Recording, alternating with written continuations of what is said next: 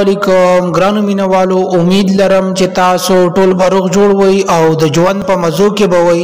دوستانو ډیره افسوسناکه دردناکه واقعیا مخې ته راغلې ده.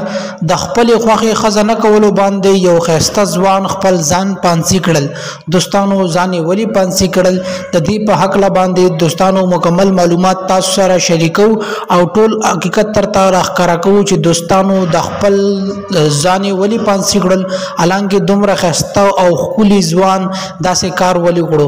دوستانو که تاسو چېرې تاسو د مکمل معلومات نه ځان خبرول غواړئ نو زموږ دا ویډیو در سره تر اخره وګورئ چې تاسو د مکمل معلومات نه خبر شئ چې آیا دا د ګل په شانتې ښایسته ځوان ځان ولې پانسي کړل. دوستانو ویډیو کتونه مخکې که تاسو زموږ په دې چینل تازه نیوز کې نوي وئ نو زموږ د چینل مخه در سره ضرور سبسکرایب کړئ چې زموږ کومې نوې ویډیوګانې راځي چې هغه تاسو ته په اسانۍ سره دررسي. دې سره د ټلۍ نشانه مو وي چې تاسو د تازه معلومات نه زر تر زره خبرېږئ او تاسو زموږ نوي او تازه ویډیوګانې تاسو ته د ټولو نه مخکې دررسي او تاسو د معلومات نه خبرېږئ. دوستانو ډېر افسوسناکه دردناکه واقعیا مخې ته راغلې ده.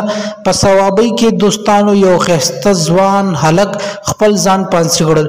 دوستانو دا ویل کېږي چې پلار دا وینا وه چې دا د خپلې خوښې سره د جینۍ سره واده کول غواړو. وختو خو هغه جینۍ ډېره زیاته مالداره وه او ما ورته انکار وکړو چې زه ستا دپاره جرګې ته نشم تلل ځکه چې دا جینۍ ډېر مالداره دي او دا د تا سره په کالج کې سبق وي او موږ ډېر زیات غریبانان خلک یو نو دا به موږ ته څنګه راکوي. خو دوستانو پلار یې ویل چې ما ته به مې زوی وي چې ته ورشه یو ځل نور به ورسره بیا زه خبره وکړم.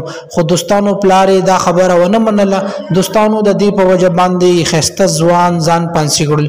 دوستانو پلار یې ډېر زیات جړل او ډېر زیات خپه و چې زما د پردو خلکو د لاسه زندګي تباه شوه، زما د ګل په شانتې یو تعلیم یافته زوی د دنیا نه لاړه.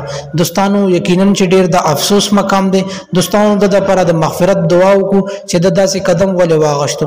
دوستانو که تاسو چېرې زموږ چینل نه سبسکرایب کړئ نو زموږ د چینل مخه در سره ضرور سبسکرایب کړئ. ډېره مننه، شکریه.